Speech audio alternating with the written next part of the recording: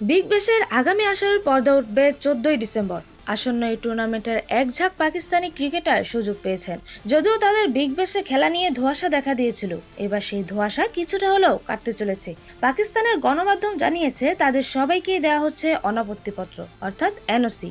কদিন আগে হুট করে পাকিস্তান ক্রিকেট বোর্ড ঘোষণা করে বিদেশি ফ্র্যাঞ্চাইজি টি-20 লিগে অংশগ্রহণের জন্য খেলোয়াড়দের এনওসি সাময়িকভাবে স্থগিত করা হয়েছে। সেদিন এক বিবৃতিতে পিসিবি বলেছিল, চেয়ারম্যানের অনুমোদনে বিদেশি লিগ ও দেশের বাইরের অন্য টুর্নামেন্টে অংশগ্রহণের জন্য সব এনওসি পরবর্তী নির্দেশ না দেওয়া পর্যন্ত স্থগিত করা হলো। তখন বোর্ডের এই সিদ্ধান্তের কারণ জানা যায়নি, তবে পাকিস্তান গণমাধ্যমগুলো জানিয়েছিল পারফরম্যান্স ভিত্তিক একটি নীতির সঙ্গে এনওসি যুক্ত করতে চাচ্ছিল পিসিবি। এবার সেই শর্ত শিথিল করতে যাচ্ছে পিসিবি। ফলে বিগ ব্যাশের জন্য এনওসি পাচ্ছেন বাবর আজম, মোহাম্মদ রিজওয়ানরা।